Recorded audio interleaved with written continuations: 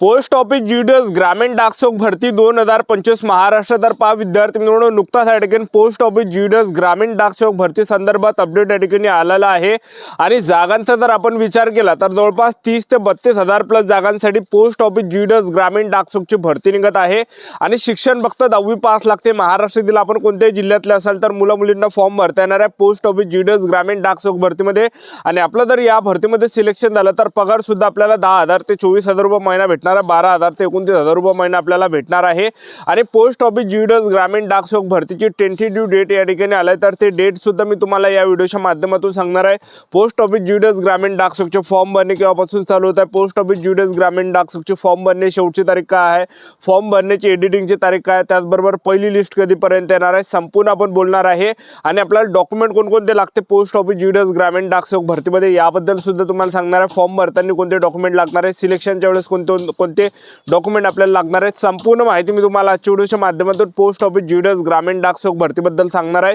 आजचा व्हिडिओ खूप महत्त्वाचा होणार आहे, व्हिडिओ शेवटपर्यंत बघा आणि व्हिडिओला आताच लाईक करा। नमस्कार विद्यार्थी मित्रांनो, माझी नोकरी कॉर्नर यूट्यूब चॅनलवर मी गोपाल अनखळे तुमचं सर्वांचं सहर्ष स्वागत करतो।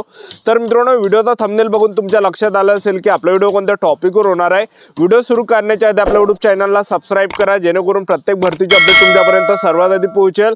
जास्त करून पोस्ट ऑफिस जीडीएस ग्रामीण डाकसेवक भरतीच्या रिलेटेड जास्त आपल्या चॅनलवर अपलोड करत असतो आणि 10वी 12वी पास भरतीच्या रिलेटेड जास्त आपल्या चॅनलवर अपलोड करत असतो। व्हिडिओ सुरू करण्याच्या अगोदर सर्वांना एक रिक्वेस्ट आहे, 10वी मध्ये तुम्हाला किती पर्सेंटेज आहे हे नक्की कमेंट बॉक्स मध्ये सांगा, जेणेकरून मला सुद्धा अंदाज लागणार आहे की मुलांना सरासरी 10वी मध्ये किती पर्सेंटेज आहे। आणि पोस्ट ऑफिस जीडीएस ग्रामीण डाकसेवक भरतीमध्ये जे विद्यार्थी मित्रांनो फॉर्म भरताना आपल्या कोणकोणत्या चुकांनी करायच्या ह्या गोष्टीचं सुद्धा आपल्याला ध्यान या ठिकाणी ठेवायचं आहे, लक्षात ठेवा।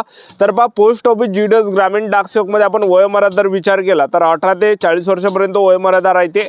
एससी/एसटी कॅटेगरीसाठी 18 ते 45 वर्षापर्यंत वयोमर्यादा आणि ओबीसी कॅटेगरीसाठी जे वयोमर्यादा 18 ते 43 वर्षापर्यंत आणि ओपन कॅटेगरीसाठी 18 ते 40 वर्षापर्यंत। आणि फीचा जर आपण विचार केला तर जनरल ओबीसी ईडब्ल्यूएस कॅटेगरीसाठी 100 रुपये फी लागते आणि एससी/एसटी कॅटेगरीचे असाल तर 1 रुपया सुद्धा आपल्याला फी द्यावी लागणार नाहीये। आणि त्याचबरोबर महिला उमेदवार असाल कोणत्या कॅटेगरीच्या SC ST OBC EWS NTB open SBC SCBC कोणत्या कॅटेगरीच्या तर 1 रुपया सुद्धा फी आपल्याला या ठिकाणी लागणार नाहीये, एक लक्षात ठेवा, ठीक आहे। आणि त्याचबरोबर जे पोस्ट ऑफिस जीडीएस ग्रामीण डाकसेवकचे फॉर्म भरायच्या वेळेस आपल्याला जास्त डॉक्युमेंट लागत नाही, फक्त आपल्याला काय लागतं विद्यार्थी मित्रांनो, आपल्याला फक्त फोटो आपला पासपोर्ट फोटो आहे तर तो आपल्याला फक्त 10 ते 20 केबीच्या अंदर त्या ठिकाणी अपलोड करावं लागते।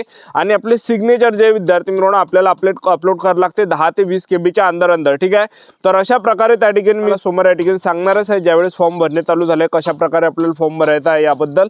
तर आपल्याला पहिली गोष्ट चूक आपल्याला कोणकोणत्यानी करायची की यामध्ये जे विद्यार्थी मित्रांनो नाव वगैरे आपल्याला बरोबर त्या ठिकाणी टाकायचं, कारण की बाकीच्या सर्व गोष्टीमध्ये जे विद्यार्थी मित्रांनो एडिटिंग होते फॉर्म भरताना, जसा डिव्हिजन जर तुम्हाला बदलवता असेल डिव्हिजन सुद्धा आपल्याला बदलवता येते, प्रिफरन्स सुद्धा आपल्याला बदलवता येते, पण जे आपलं जे नाव आहे नावामध्ये बदल करता येत नाही, एक लक्षात ठेवा। तर आपल्याला फॉर्म भरताना याची काळजी या ठिकाणी घ्यायची, एक लक्षात ठेवा।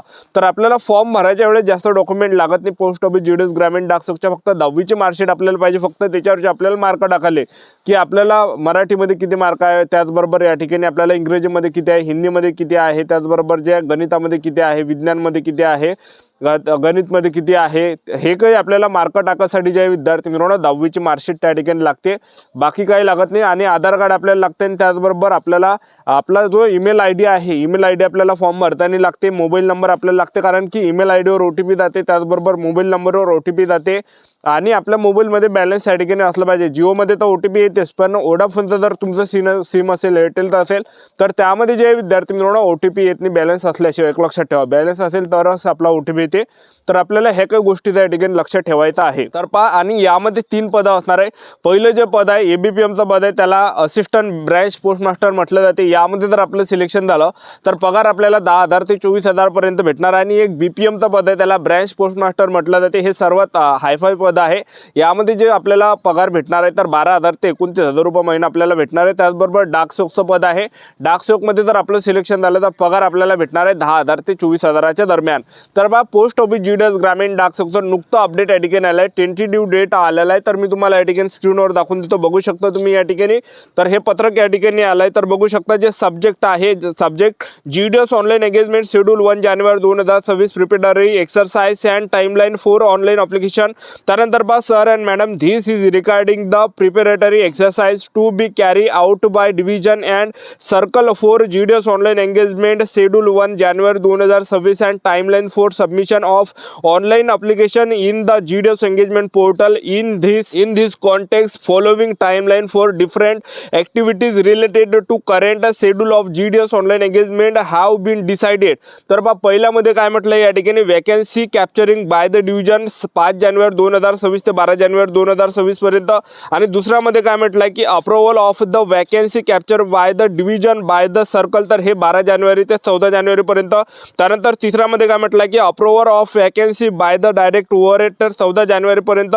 आणि start and end date for online registration by application. तर पहा इथं काय सांगितलं की ऑनलाईन पद्धतीने जे फॉर्म भरणे या ठिकाणी चालू होत आहे, 20 जानेवारीपासून ऑनलाईन पद्धतीने फॉर्म भरणे चालू होता आणि 4 फेब्रुवारी 2026 हे फॉर्म भरण्याची शेवटची तारीख आहे. डेट या ठिकाणी दिली आहे, टेंटेटिव्ह डेट या ठिकाणी दिली आहे. त्यामुळे आपले पोस्ट ऑफिस जीडीएस ग्रामीण डाक सेवकची जी भरती आहे, फॉर्म भरणे जे चालू होता येणाऱ्या 20 जानेवारीपासून चालू होत आहे. जवळपास या ठिकाणी 9 दिवस या ठिकाणी आपल्याजवळ राहिले. 9 दिवस आपल्याला ज्या या ठिकाणी इंतजार या ठिकाणी करायचं आहे, कारण की 9 दिवसांना नवीन वॅकन्सी या ठिकाणी निघून राहिली.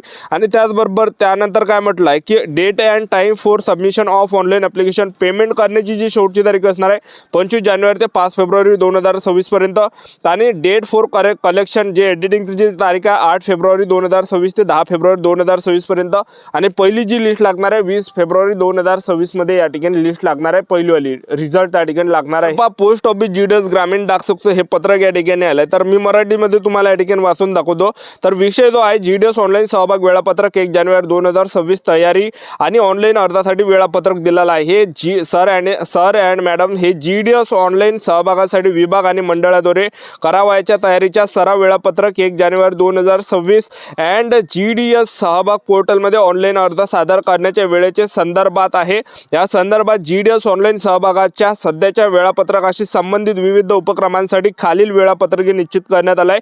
पहिल्यामध्ये काय म्हटलं की विभागाद्वारे जे रिक्त जागा ताब्यात घेण्यात येणार आहे, तर ते 5 जानेवारी 2026 ते 12 जानेवारी 2026 दरम्यान घेतलं जाणार आहे. त्याचबरोबर दुसऱ्यामध्ये काय म्हटलं आहे की विभागाने मंडळाद्वारे ताब्यात घेतलेल्या रिक्त पदाचा मान्यता जी असणार आहे 12 जानेवारी 2026 ते 14 जानेवारी 2026 पर्यंत.